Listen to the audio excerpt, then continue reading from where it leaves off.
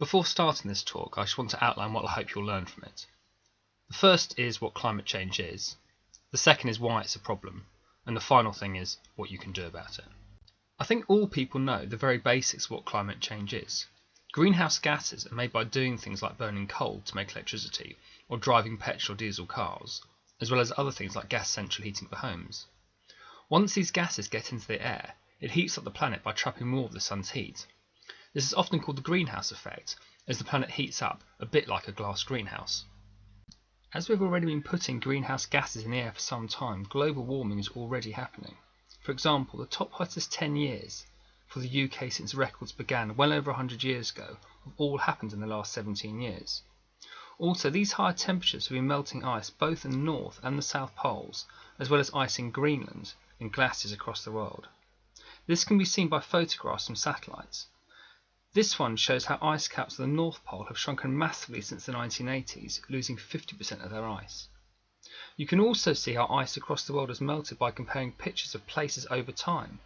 For example, these are pictures of an island called South Georgia, showing the difference between the early 1970s and 2014. As the Earth heats up, ice caps are melted, increasing sea levels. If all the sea ice ever melted, the UK would look something like this. However, even with only the sum of the ice melting and small levels of sea level rise, there are a number of cities across the world and even whole countries that will go underwater. While most people think about sea level rise being the main problem of climate change, there is much more to it than that. It is not just that the general temperatures will rise, we will also get more damaging weather. In the last 40 years across the world, the number of heat waves, droughts and forest fires have doubled, and the number of floods have increased by 4 times. So, for example, the USA has seen an increase in fires and hurricanes. In 2018, there was a huge wildfire in California that destroyed over 18,000 homes and killed at least 85 people. In the UK, we have had heat waves during the summer that, while enjoyed by many, are a threat to people's health, particularly the older and the frail. The heat wave of 2018 could have killed over 600 people in this way, and this figure could rise to 7,000 by 2040. In the UK, many of the newspaper articles talk about the hot weather as if it's a good thing, but recently there have been more warnings about how it can be dangerous, and there have been warnings to stay out of the sun.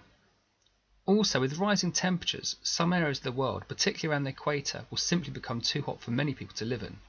The United Nations thinks that by 2050 there will be 200 million people that are forced to leave their country for another one.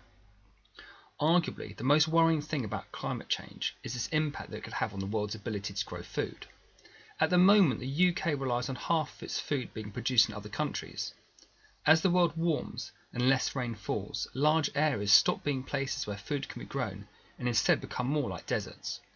For example, in the USA, there are already huge areas of farmland that have dried up, and with further increase in temperature, all of southern Europe could suffer permanently from extreme drought. As less food is produced there, it could become wild shortages, particularly as the world's population could double relatively soon. The question then becomes, where will we get our food from then? For this and other reasons, many people have stopped talking about this as climate change or global warming, and instead have started talking about it as a climate crisis. As David Attenborough said, we could face irreversible damage to our natural world and the collapse of our societies. I think that when people hear about the damage to the environment, people think it is about saving animals or protecting forests. However, what is clear, it is really about people's survival. I know that it's upsetting to hear this and it's difficult to talk about, but just ignoring it and pretending everything is fine is not honest, it is not responsible, and it is not okay. It is not something that will just go away. I want to tell you some good news, but before this, unfortunately, I have to tell you some more bad. The more greenhouse gases we put into the air, the more we heat the planet and the worse things get. However, if we keep on doing this, we risk things happening that warm up the planet further that we don't have control over. This is what the head of the United Nations is on about when he talked about runaway climate change with disastrous consequences for people. But what things am I talking about? Well, one is that as the planet heats up, the ice caps and glaciers melt. The ice acts a bit like a mirror reflecting the sun's heat back from the Earth. As it melts, more heat is absorbed by the Earth and it warms up further. This melts more ice and heats up the planet more, and so on. As I said earlier, we've already lost 50% of our ice caps at the North Pole, and scientists think that in less than 20 years there may be no ice at all there during the summer months. Also, as the Earth heats up, there are huge areas of frozen ground with greenhouse gases in them that will be released, so heating the planet even more and causing another heating cycle. Also, as the world heats up, so too do the oceans, which at the moment absorb about 30% of the world's carbon dioxide. However, as they get hotter, they absorb less, so leading to another heating cycle. Finally, on a hotter planet, our forests tend to die back, which means that there will be even more carbon dioxide in the atmosphere, so increasing the temperature yet more. I said earlier that there's some good news, and at last here it is. It is possible to reduce the greenhouse gases we put into the air and at least avoid the worst of the climate crisis. It does not have to be a worldwide disaster. However, there's not just one thing that needs to be done, but lots. Coal and gas must stop being used to make electricity. Instead, wind, solar and maybe even nuclear must be used. Petrol and diesel cars must be replaced by electric or hydrogen ones, and other ways of getting around like public transport, as well as things like cycling, must increase. Houses need to be better insulated and heated without the use of gas. Existing forests that absorb carbon dioxide, like the Amazon, need to be protected, and huge numbers of trees need to be planted to absorb more carbon. There needs to be less air travel, less dairy and meat eaten, and less clothes bought that are hardly ever used. We are able to fix this problem, we just need people to realise that it's important enough. There is a huge amount that needs to change, but how are we going to make sure it happens? Part of the answer is about us as individuals making good choices. Many of these we know about. For example, we all know that it's good for the environment to turn lights off when you don't need them and to recycle when we can. If you really want to make a difference, stop flying, eat less meat and don't buy clothes unless you really need them. If we all make an effort to make the right choices, will it be enough? I'm going to be honest with you. It is important that you do it and it will make a real difference, but on its own it is not enough. So much needs to change and in such a short space of time. Each year the amount of greenhouse gases released goes up. Since the 1970s it's nearly doubled, but now the world needs to stop any increases by 2020 and then they need to be reduced by nearly half by 2030. It is a massive challenge. To achieve these huge changes in such a short space of time, we need government to act. Many people say that to be successful, we almost need to act like we're at war, but not against another country, but to save our environment. Again, it was Sir David Attenborough arguing that massive changes are needed when he said, "We cannot be radical enough." There is some more good news. People are starting to realise how important this is. 2/3 of the people in this country think there's a climate emergency. The majority of people in the UK now think that the climate crisis even threatens all humans with possible extinction. Of course, people knowing the threat of a climate crisis is important, but then things actually need to be done to solve it. Over half of local government in the UK, and these are organisations that are responsible for things like housing, leisure centres and recycling, have declared a climate emergency, and many have set targets for just over 10 years to become carbon neutral. However, the government has not declared a climate emergency, but it has set the aim for the whole country of not letting off any carbon it does not then absorb back, for example by growing trees, by 2050. We are the first country in the world to do this.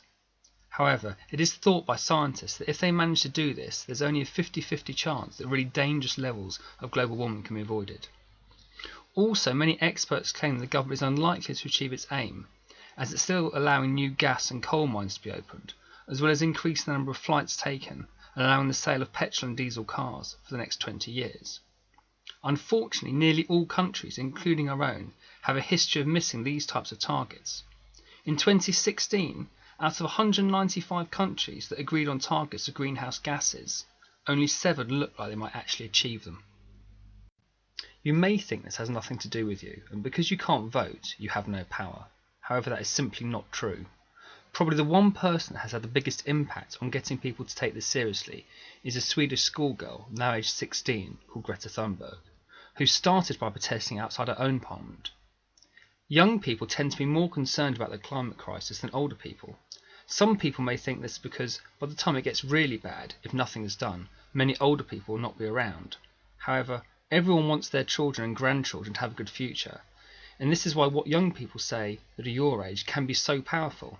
It is why the message Greta Thunberg gave was so powerful when she spoke to the UK Parliament saying, "You lied to us. You gave us false hope. You told us that the future was something to look forward to. And the saddest thing is that most children are not even aware of the fate that awaits us. We will not understand it until it is too late." Many of you may know these people here. They are Gandhi and Martin Luther King. Each of these people fought for a particular cause. With Gandhi, it was independence for India. With Martin Luther King, it was greater equality for black people. All these people are treated as heroes now, and that is why you learn about them in school. However, at the time, many people did not see them as heroes. They saw them as troublemakers. What they all have in common is they decided to protest, often breaking the law, even going to prison, but never being violent. I think that in the future, school children may learn about this man, Roger Hallam, in a similar way. He studied these earlier movements of Gandhi and Martin Luther King and how they achieved the change they wanted to. He is now working to build a similar movement of people to help solve the climate crisis. Last April, over 1,000 people were arrested in protests, and more is planned for the future. So you know what climate change is? Greenhouse gases are being released into the air, which is heating the planet. This is melting the world's ice, which will lead to sea level rises, flooding many cities, even whole countries. However, you also know that climate change, or the climate crisis, is much more than this. It is also producing more damaging weather, like storms, hurricanes and fires. It has the potential to produce crop failures that could result in famines. It is, as Sir David Attenborough called it, a man-made disaster of global scale. Arguably the most worrying thing is that we may lose control as our planet heats up and we face runaway climate change. Glaciers that did reflect back heat melt, ground that was frozen starts to release more gases that warm the planet, and our oceans and forests stop being able to absorb so much carbon from the air, heating our planet further. The good news is that it is possible to avoid the worst of the climate crisis. We do have the solutions. There is not one single thing we must do to solve it all, but lots of things, from changing the way we make electricity to how we travel, to protecting our forests and improving our homes. We also need to make this change really quickly if we are to be successful. You can also see that some things are starting to change. People are starting to take it more seriously. Also, as children, you may feel you can't make any difference, that you have no power. This is not true.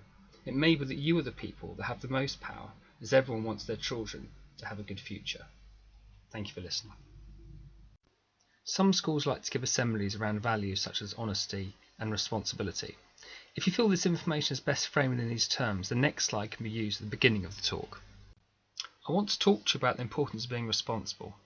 One of the greatest responsibilities we have is to look after ourselves so we don't get hurt, but also we have a responsibility not to harm others, particularly those that are not able to look out for themselves. I also want to talk to you about the importance of being honest.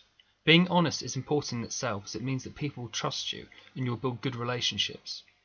Also, without being honest, you can do things that harm both yourself and others, but you carry on doing them as you don't face up to the true impact of your actions.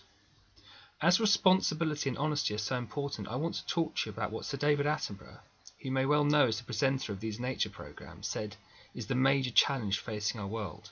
I want to talk to you about climate change.